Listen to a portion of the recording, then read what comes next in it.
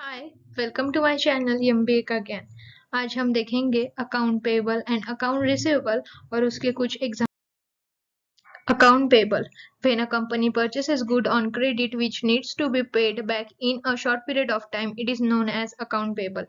जब कंपनी किसी गुड को परचेस करती है क्रेडिट पे, तो उस कंपनी को कुछ दिन के बाद वो पेमेंट करना पड़ता है, इसलिए उसे अकाउंट पेबल कहते हैं। It is treated as liability and comes under the head of current liabilities. एक लाइबिलिटी की तरह पे रहता है और वो करंट लाइबिलिटी की तरह पे माना जाता है क्योंकि उसे कुछ दिन के बाद पेमेंट करना पड़ता है इसलिए। Account payable is a short term डेब्ट payment which needs to be paid on to avoid default. Account payable एक शॉर्ट टर्म डेब्ट रहता है जिसे हमें पे करना पड़ता है डिफॉल्ट अवॉइड करने के लिए। Definition of account payable. Account payable AP is a short-term debt and a liability on a balance sheet where a business owes money to its vendor suppliers that have provided the business with good or services on credit. Account payable एक short term डेप्ट रहता है and एक liability है balance sheet में जहाँ पे business कुछ good और सर्विसेज क्रेडिट पे लेते हैं किसी वेंडर और सप्लायर से और कुछ दिनों के बाद उसे मनी पेमेंट करते हैं।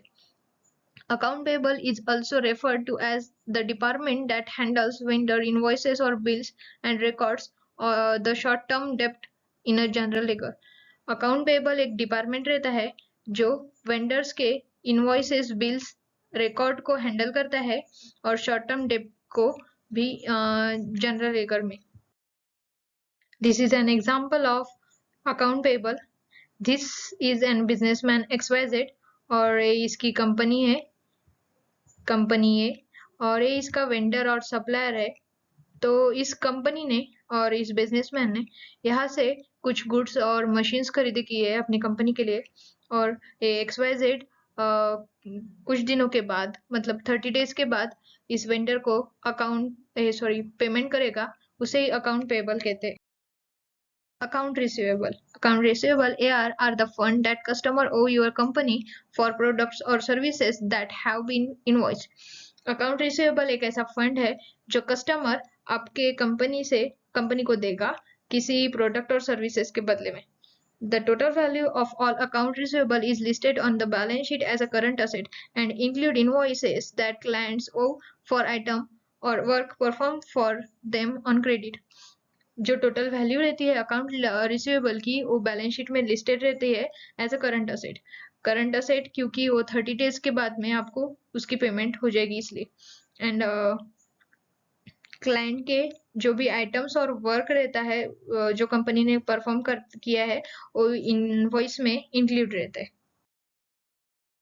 Definition: Account receivable AR is the proceed or payment which the company will receive from its customers who have purchased its goods and services on credit. Usually, the credit period is short ranging from few days to month or in some cases maybe a year.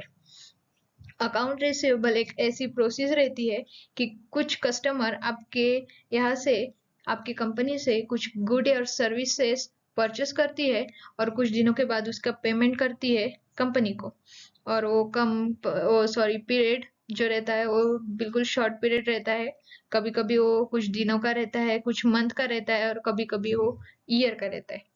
When a company extend credit to the customer, the sale is realized when the invoice is generated, but the company extend a time period to the customers to pay amount after some time. The time period could vary from 30 days to a few months. जब company अपना credit time अपने customer के लिए extend करती है तो उसका sales हो जाता है और एक इनवॉइस जनरेट होता है। एक कंपनी अपना टाइम पीरियड एक्सटेंड करती है क्योंकि कस्टमर को कुछ टाइम मिले अपना पेमेंट करने के लिए और ये टाइम यूजुअली 30 डेज का रहता है और कुछ महीनों का रहता है। Example of account receivable: a customer gives you an order of rupees 1 lakh for 100 tires. Now, when the invoice is generated for that amount, sale is recorded, but to make the payment, the company extend the credit period of 30 days to the customer. Till that time, The amount of rupees 1 lakh becomes your account receivable because the customer will pay that amount before the period expires. If not, the company can charge a late fee or hand over account to collection department. Once the payment is made, the cash segment in a balance sheet will increase by rupees 1 lakh and account receivable will be decreased by the same amount because the customer has made the payment. एक customer है जिसने order place की है 1 lakh rupees for 100 tyres. Now जब ये invoice generate होता है तब उस सेल की रिकॉर्ड होता है, लेकिन कंपनी उसे उस टाइम पीरियड को एक्सटेंड करता है for 30 days for the payment. तब पेमेंट होने तक जो 1 लाख रुपए है वो अपना उस कंपनी का अकाउंट रिसीवेबल रहता है क्योंकि वो टाइम पीरियड 30 डेज का है इसलिए.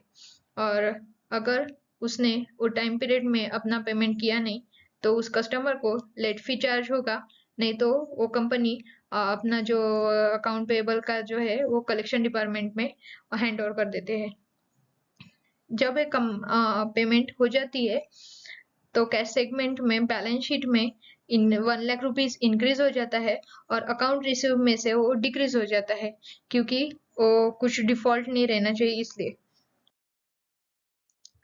तो ये हमारी कंपनी है टायर्स की और ये हमारा कस्टमर है जो 1 लाख रुपीज पेमेंट करता है फॉर 100 टायर्स के लिए.